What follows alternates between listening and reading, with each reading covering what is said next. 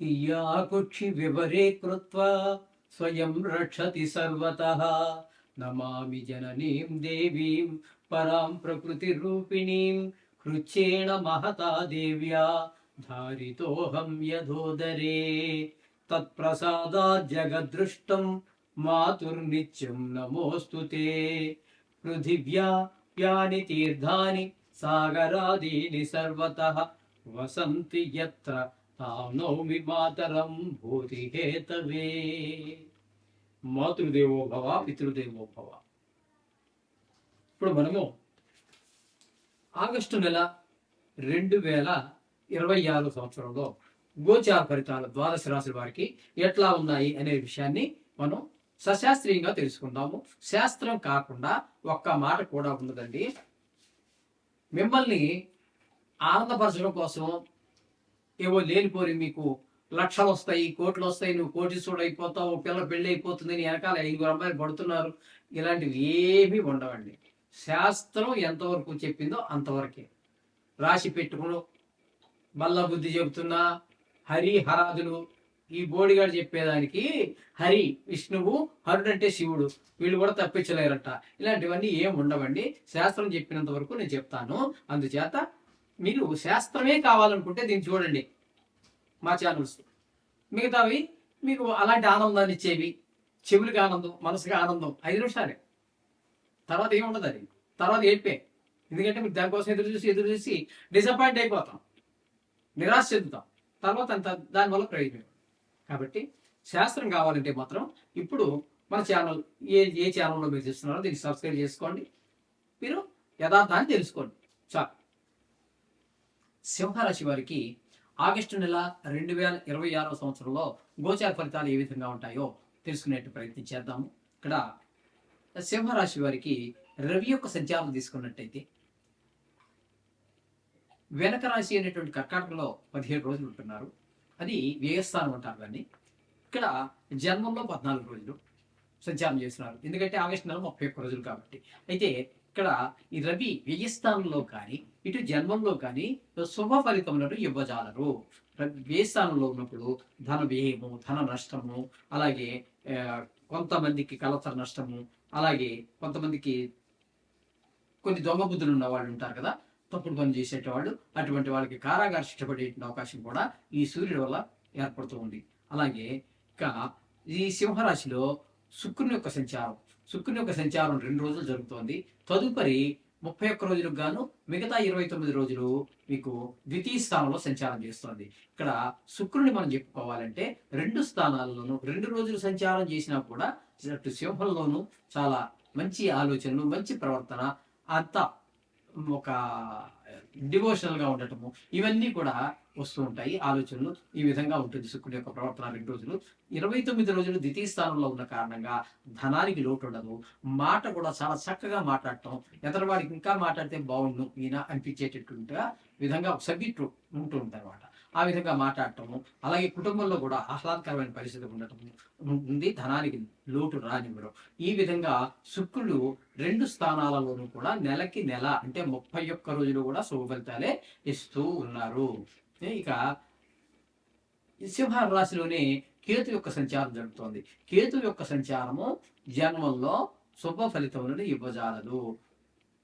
ఎట్లా అంటే అక్కడ వచ్చినప్పటికి కేతువు మనకి చెడు ప్రవర్తన, చెడు వైపుకే ఆలోచనలు రావటము, ఇట్లాంటివి. ఇంతకుముందు కొంత వయసు అయిన వారు ఉన్నారనుకోండి ఈ రాశిలో వాళ్ళు, వారికి కొన్ని అలవాట్లు ఉంటే మరింత దానికి బానిస అవటం లాంటి ఫలితాలన్నీ కూడా ఏర్పడుతూ ఉంటాయి ఈ కేతువు వల్ల.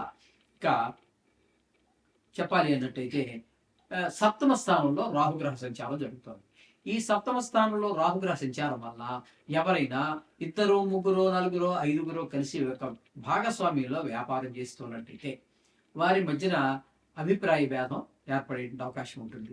అలాగే భార్యాభర్తల మధ్యన కూడా అభిప్రాయ భేదాలు ఉంటాయి.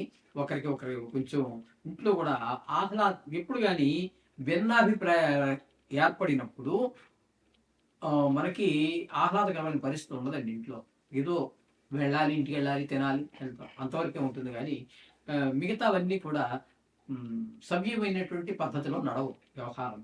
ఆ విధంగా ఉంటుంది. కుటుంబ వ్యవహారంలో భార్య భర్తల మధ్యన అనుకూలం కూడా. సప్తమ స్థానంలో రాహు వలన. ఇక అష్టమ స్థానంలో శని యొక్క సంచారం జరుగుతోంది. అష్టమ స్థానం అనేది ఆయు స్థానంలో ఆయుకారకుడైనటువంటి శని భగవాన్ ఉన్నాడు. దీన్ని అష్టమ శని అంటారు. ఈ అష్టమ శని అనేటటువంటిది కొంచెం రాజదండన, పెద్ద దుఃఖం, మన వారే కావచ్చు, లేకపోతే బంధువులు కావచ్చు, ఎవరు మనం పూజనీయులుగా భావించేవాళ్ళు కావచ్చు, వాళ్ళకి ఎవరికో పెద్ద హఠాత్ మరణం సంభవించవచ్చు, ధన నష్టం జరగవచ్చు, అవమానాలు, పరాభవాలు, ఇవన్నీ కూడా ఎదుర్కోవాల్సినటువంటి పరిస్థితి వస్తుంది అష్టమ స్థానంలో శనిగ్రహ సంచారం వలన. ఇకపోతే దశమ స్థానంలో కుజుడు ఒక 2 రోజులు, అలాగే ఏకాదశ స్థానంలో 29 రోజులు సంచారం చేస్తున్నారు. దశమ స్థానంలో 2 రోజులు కాస్త పక్కన పెడితే, అంటే నెలలో మరి చాలా తక్కువ కదండి, 31 రోజుల్లో 2 రోజులు అంటే పెద్ద కాదు. అంటే ఆ 2 రోజులు దాని ప్రభావం ఉండదాని కాదు, ఉంటుంది, కానీ తక్కువ ఉంటుంది. 29 రోజులు ఇక్కడ మీకు ఏకాదశ స్థానంలో సంచారం చేస్తున్నారు కాబట్టి ధనానికి లోటు ఉండదు, ధనార్జన బాగుంటుంది. ఏ పని మొదలెట్టినా కూడా దాన్ని విజయవంతంగా పూర్తి చేయడం, ఇట్లాంటివన్నీ కూడా జరుగుతూ ఉంటాయి. ఈ విధమైన ఫలితాలన్నీ కూడా మనకి కుజ భగవానుడు ఇక్కడ ఈ సింహరాశి వారికి ఇవ్వబోతూ ఉన్నారు. ఇక్కడ బుధుని యొక్క సంచారం తీసుకున్నట్టయితే బుధుడు 5వ స్థానంలో, బుధుడు 5 రోజులు మాత్రము ఏకాదశి స్థానంలో 5 రోజులు చాలా సుఫలితాలు ఇస్తాడు. తదుపరి 5వ స్థానం అయిపోయిన తర్వాత ఆయన వ్యయ స్థానం అయినటువంటి కర్కాటకంలో ప్రవేశిస్తూ ఉన్నారు. అక్కడ 24 రోజులు ఉంటారు. వ్యయ స్థానంలో బుధుడు శుభ ఫలితములను ఇవ్వజాలరు. ఏ విధమైన ఫలితాలు ఇస్తాడు వ్యయ స్థానంలో అంటే? ఆయన కూడా ధన వ్యయము, ధన నష్టము, కలత్ర నష్టము, మనోవిచారము, కొంతమంది ఎవరన్నా దుర్మార్గులు ఉంటే వాళ్ళకి కూడా కారాగార శిక్ష, ఈ విధమైన ఫలితాలని ఆయన కూడా ఇవ్వబోతూ ఉన్నారు. ఇకపోతే మనకి ఈ విధమైనటువంటి గురువును కూడా మనం చెప్పుకోవాలి. గురువు కూడా ఈ స్థానంలోనే సంచారం చేస్తూ ఉన్నారు. ఆ గురువు ఈ స్థానంలో ఆయన కూడా ధన వ్యయము, ధన నష్టము, ఇవన్నీ కూడా ఒక రాశిలో ఎన్ని గ్రహాలున్నా అందులో ప్రతికూలంగా ఉన్న గ్రహాలు వేరే ఫలితాలు ఇస్తాయి. కానీ ఇంచుమించుగా రవి మీకు ఇక్కడ సింహం రాశి గురించి మనం చెప్పుకుంటున్నాము కాబట్టి దీనికి వ్యయ స్థానం అవుతుంది. రవి శుభ ఫలితములను ఇవ్వజాలడు, గురువు శుభ ఫలితములు కూడా ఇవ్వజాలడు, బుధుడు కూడా శుభ ఫలితములను ఇవ్వజాలడు. ఇది గుర్తుపెట్టుకోవాలి. జత ఆ వ్యయ స్థానంలో ఉన్నటువంటి ఏ ఒక్క గ్రహం, అక్కడే కనుక మన శుక్రుడు ఉన్నాడు అనుకోండి, ఆయన వ్యయ స్థానంలో శుభ ఫలితాన్ని ఇచ్చేటువంటి ఏకైక గ్రహం. అలా ఉంటాయి పద్ధతులు. కొన్ని గ్రహాల యొక్క రాశిని బట్టి ఫలితాలు నిర్ణయం చేశారు. అందులో ఎక్కువ తక్కువ అనేటటువంటిదన్నీ మళ్ళీ మూర్తిమంతాన్ని బట్టి వస్తాయి. ఇక్కడ మీకు ఈ విధమైనటువంటి పరిస్థితి అంతా కనపడుతుంది సింహరాశి వారికి. కాబట్టి వీరికి శుక్రుడు పూర్తి అనుకూలంగా గోచరిస్తూ ఉన్నాడు. ఇక్కడ బుధుడు ఒక 5 రోజులు, కుజుడు మళ్ళీ ఏకాదశిలో ఉన్నారు కాబట్టి ఆయన మంచి ఫలితాలు ఇస్తూ ఉన్నారు. కాబట్టి ఈ విధమైన గ్రహాలు మాత్రమే అనుకూలంగా ఉన్నాయి. మిగతా గ్రహాలు కొంచెం ప్రతికూలంగా ఉన్నాయి. కాబట్టి మీరు మనం చెప్పుకుంటున్నట్టుగా నవగ్రహాలకు పూజ చేసుకోండి.